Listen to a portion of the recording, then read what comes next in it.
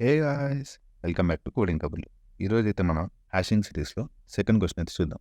దానికంటే ముందు మన కోడింగ్ కవర్లు ఛానల్లో DSA concepts, problem solving, interview questions అయితే డిస్కస్ చేస్తాం. ఈ వీడియో మీకు హెల్ప్ అయితే ఈ వీడియోని లైక్ చేయండి అండ్ మన ఛానల్ని సబ్స్క్రైబ్ చేసుకోండి. ఈరోజు క్వెషన్ ఏంటంటే valid అనాగ్రామ్.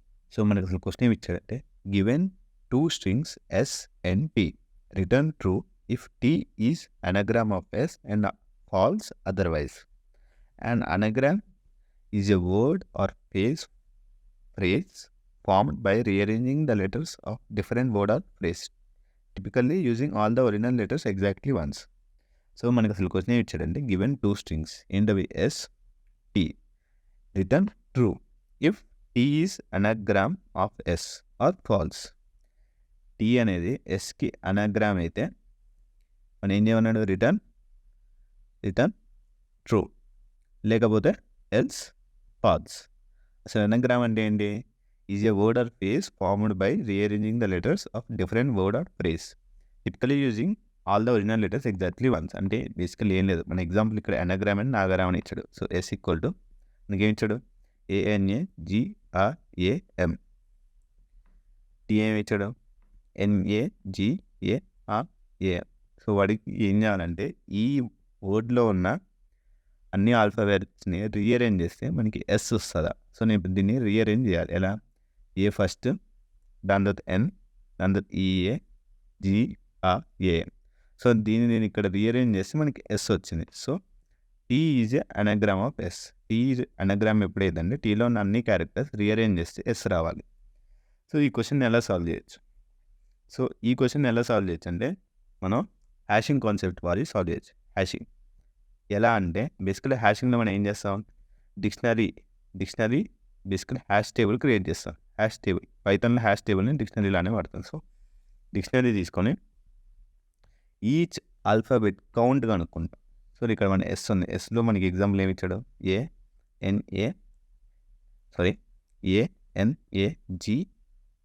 ANAGARM. So GRA అనాగ్రామ్. So బేసికల్ మనం ఏం చేయాలంటే ఈచ్ క్యారెక్టర్ యొక్క కౌంట్. సో ఫస్ట్ ఏ క్యారెక్టర్ ఏ ఎన్నిసార్లు వచ్చింది? 1 2 3. సో ఏకి ఏ ఇది వాల్యూ ఏమో 3. దాని ఎన్నిసార్లు వచ్చింది? 1. జీ ఎన్నిసార్లు వచ్చింది? 1 టైం.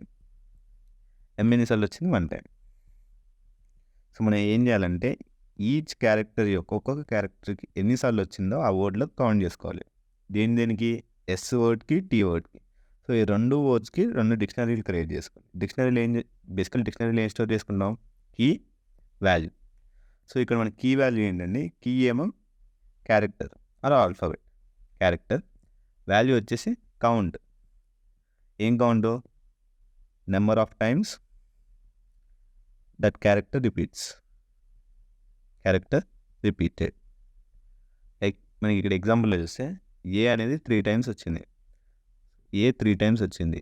ఎన్ అనేది ఓన్లీ 1 టైమే వచ్చింది. జీ అనేది 1 time, R 1 time, M 1 time. So నేను బేసికలీ ఎస్ డిక్షనరీ ఏం చేస్తాను అంటే డిక్షనరీ ఎస్ దీనిలో ఏం స్టోర్ చేసుకుంటాను నేను?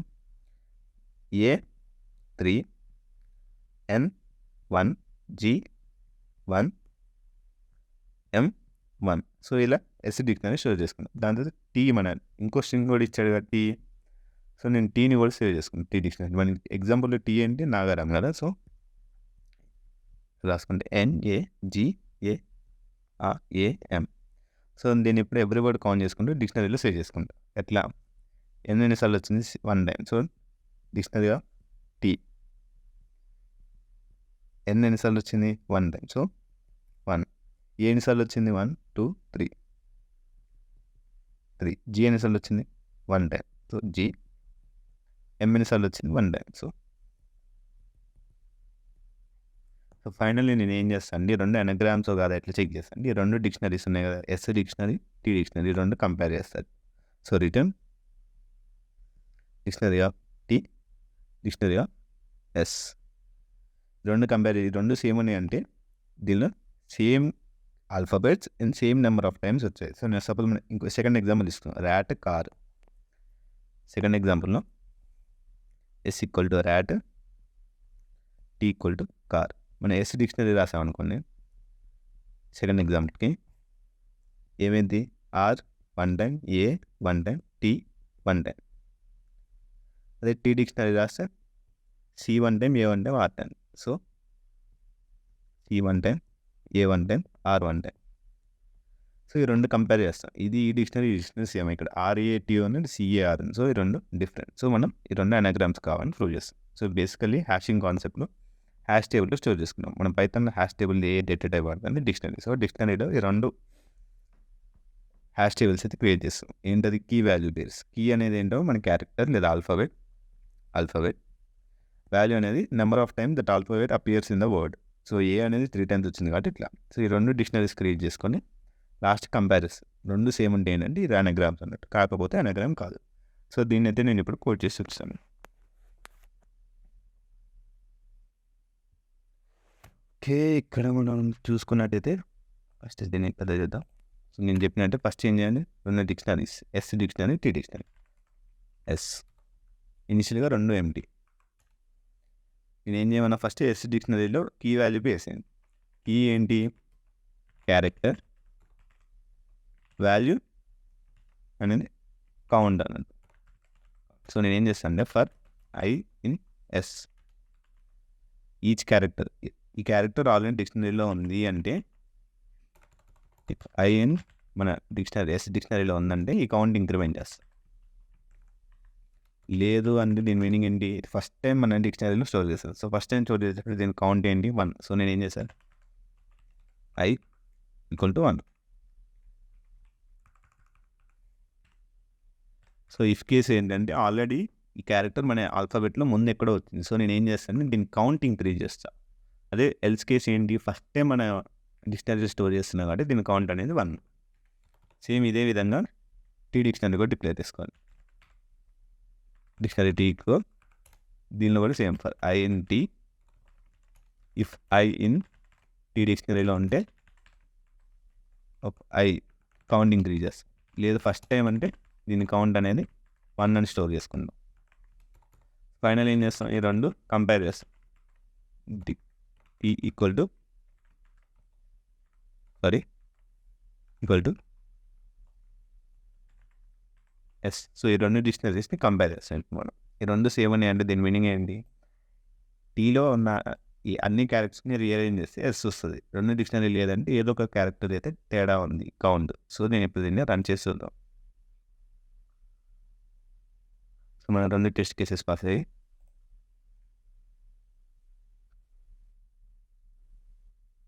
And that's it. మన సొల్యూషన్ చేసాం హ్యాషింగ్ వాడి. ఈ సొల్యూషన్ ఇంకో రకం కూడా చేయొచ్చు. ఎలా? ఈ రెండింటిని సార్ట్ చేసి ఎస్ ఫస్ట్ లిస్ట్ కన్వర్ట్ చేసుకొని సార్ట్ చేయొచ్చు. దీన్ని అయితే నోట్లో చెప్తే నేను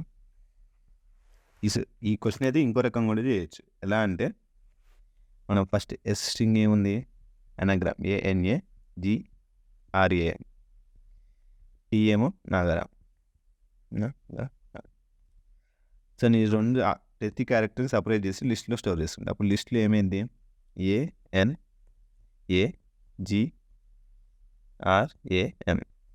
ఇలా సపరేట్గా స్టోర్ చేసుకుంటా లిస్ట్లో. ఇప్పుడేమో ఇది స్ట్రింగ్, దీన్ని లిస్ట్ కన్వర్ట్ చేసుకుంటా. NAGARAM లిస్ట్లో స్టోర్ చేసుకున్న రెండు లిస్టులు. ఇది లిస్ట్ 1, ఇది లిస్ట్ 1, ఇది లిస్ట్ 2. నేను ఏం చేస్తాను? ఈ రెండు లిస్ట్ని సార్ట్ చేస్తాను. So L1.sort, L2.sort. ఇప్పుడు ఏమైంది? ఆల్ఫాబెటికల్ వైజ్లో సార్ట్ అయిపోయింది. దాని మీనింగ్ ఏంటంటే ఏ క్యారెక్టర్ అన్నీ ఫస్ట్ వస్తాయి ఎస్ L1 లిస్ట్లో, దాని తర్వాత G వస్తుంది, దాని తర్వాత MNR. దీనిలో కూడా సేమ్ సార్ట్ అయిన తర్వాత ఏమైందంటే లిస్ట్ 2లో కూడా అసెండింగ్ ఆర్డర్లో సార్ట్ అయ్యింది కాబట్టి ఏ క్యారెక్టర్స్ అన్నీ ఫస్ట్ వస్తాయి, దాని తర్వాత GMNR. సో ఈ రెండు లిస్ట్ని కంపేర్ చేయొచ్చు మనం. So return L1 equal to L2. ఇలా రెండు కంపేర్ చేసి రిటర్న్ చేయొచ్చు. ఇది ఒక సొల్యూషన్. కానీ దీనిలో టైం కాంప్లెక్సిటీ అనేది ఏమైందంటే ఈ సార్టింగ్ మెథడ్లో time complexity of n log n sort చేసాం కాబట్టి. అదే హ్యాషింగ్ మెథడ్లో అయితే ఆఫ్ n. హ్యాషింగ్ ప్రిఫర్ చేయాలి ఎందుకంటే అది ఆప్టిమైజ్డ్ సొల్యూషన్ కాబట్టి. ఆప్టిమైజ్డ్ సార్ట్ కూడా చేయొచ్చు. సార్ట్ చేయడం వల్ల ఏమైందంటే time complexity n log n అయింది. అదే హ్యాషింగ్ వాడడం వల్ల O of n అయింది. సో ఇది మన solution. Thanks for watching. Bye bye.